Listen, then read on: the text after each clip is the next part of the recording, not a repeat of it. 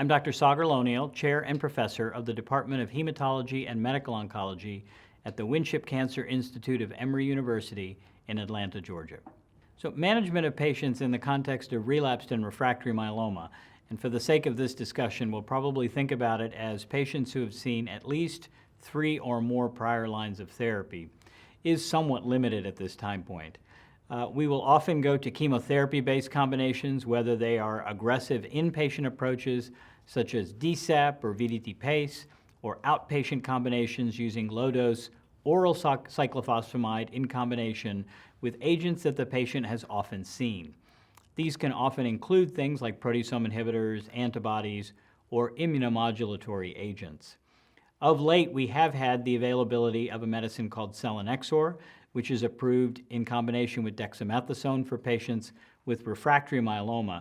But what we do know is that many of these treatment approaches in heavily pretreated patients result in significant adverse events, side effects, and toxicity, and the benefit in terms of duration of remission is often quite limited. I think when we talk about unmet needs for the patients, particularly in relapsed and refractory myeloma, it's the ability to control disease without giving patients too many side effects, the sort of FDA risk-benefit ratio that often comes up in the context of 3, 4, or 5 prior lines of therapy.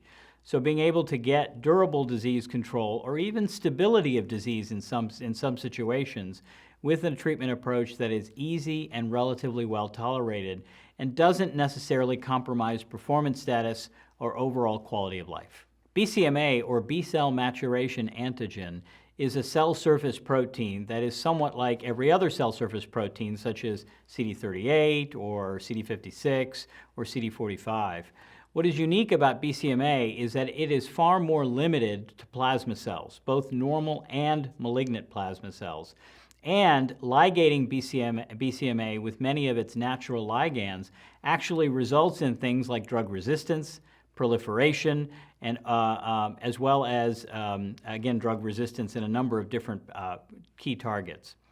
What I think is really interesting about BCMA is that it wasn't until recent that we started to identify that BCMA was potentially a really good target for patients with myeloma, because unlike CD38 or other proteins like SLAMF7, it is almost exclusively expressed on plasma cells and is expressed at the time of diagnosis all the way through relapse and subsequent refractory relapse as well. So it does represent a really exciting and important limited target in myeloma.